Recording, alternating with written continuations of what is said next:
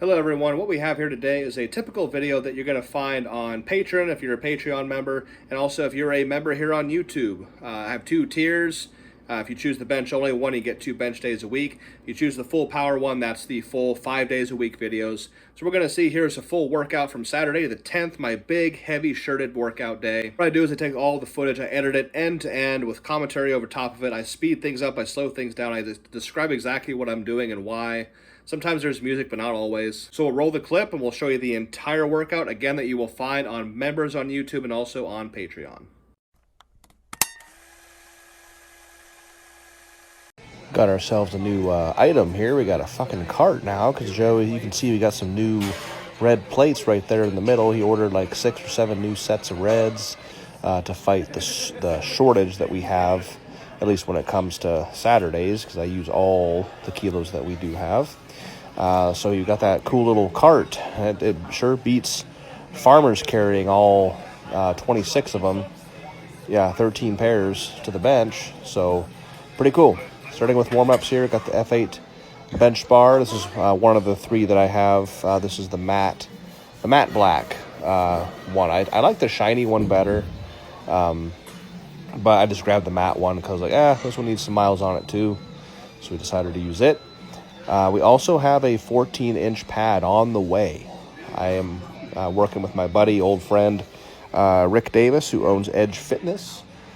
And he is making me a solid, like, one-piece standard thickness 14-inch pad. And me and Dino are going to make it interchangeable on this bench because Joe doesn't want to make it a permanent 14-inch pad because of the general population of the gym. And I said, hey, Joe, you don't have to do any work with this project. It's going to be all me and Dean. You don't have to do anything. We got this. I'm going to make this bench interchangeable. It'll be 12 inches all the time, except for when I come to bench, when my crew is benching, I will switch it out for the 14-inch pad. And then when we're done, we'll put the 12-inch pad back on there because I'm to that point where, you know, with 1,400 pounds or more, I can't, it's just 12 isn't enough. And I can say that because I'm the only one that's doing those kind of weights. But I'm telling you, it's not enough width. Plus, comp spec, it's allowed in the IPA.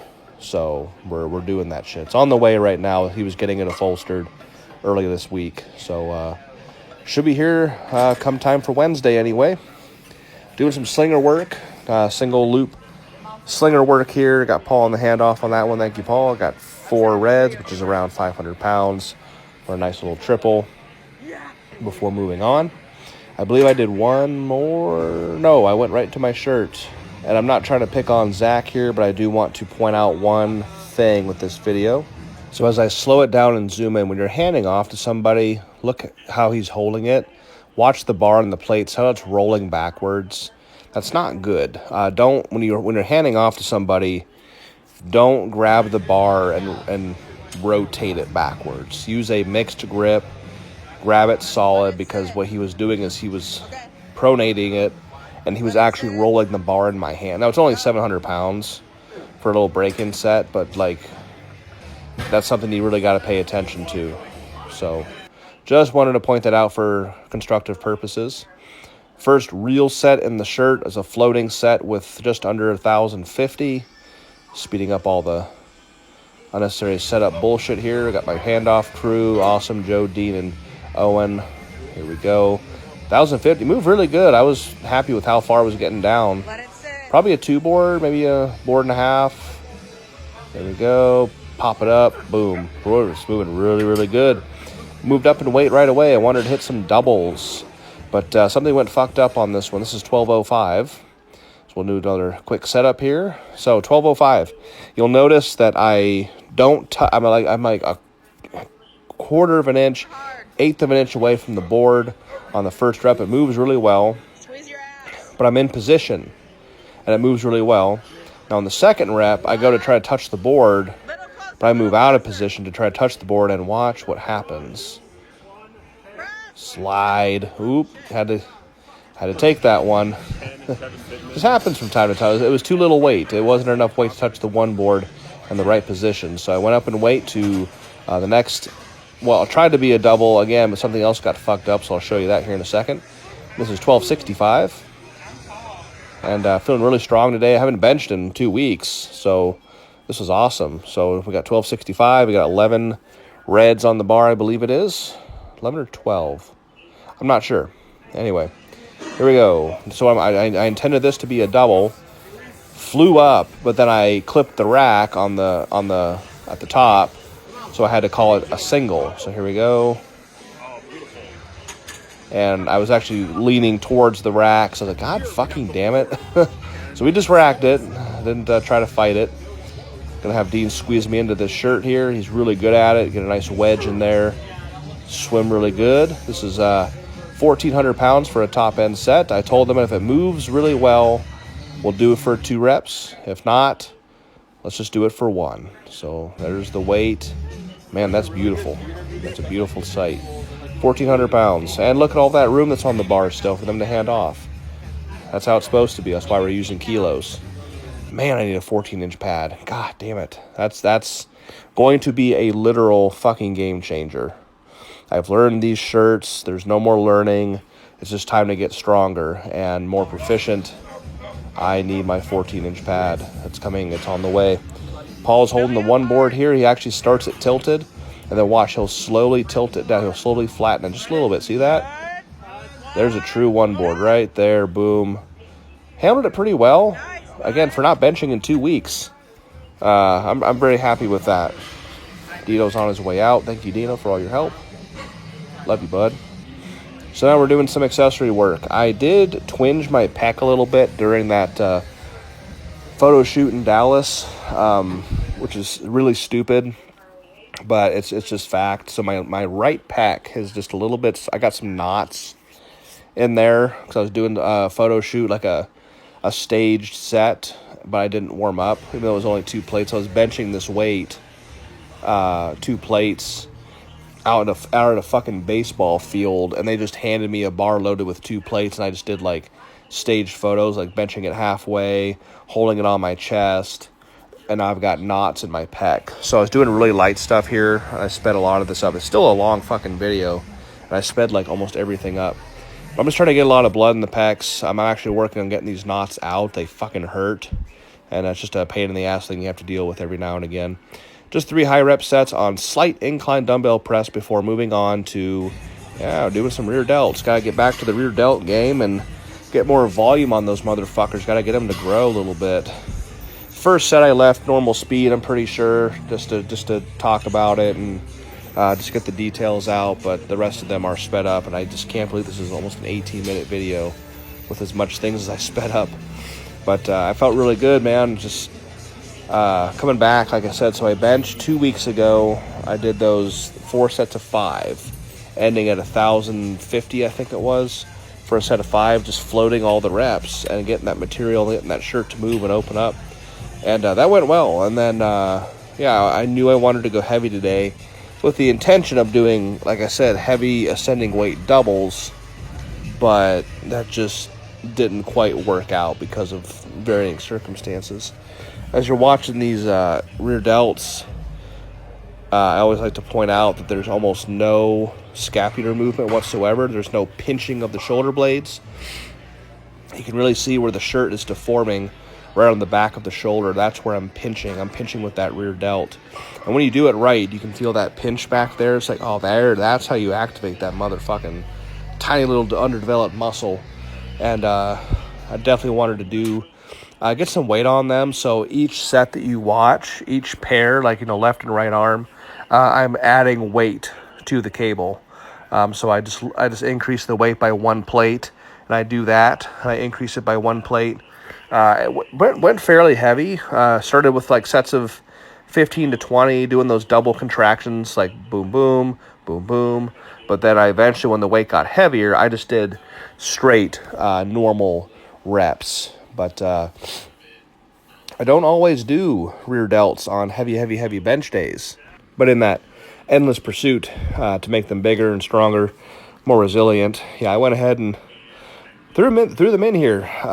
So I got knots in my right pec. I've got my left elbow that's slightly irritated, so I couldn't do any heavy dumbbell pressing. I couldn't do any heavy triceps. So I was like, well, son of a fucking bitch. What do I do? I'll do things that I can do. So we did rear delts. And I'm really glad I did them. It's a nice, refreshing change to like the normal routine on Saturdays. I was going to do some like band tension only, like tons of band tension, like rack lockouts, things of that nature, but I just ended up not being able to do that. And plus my hands really fucking hurt.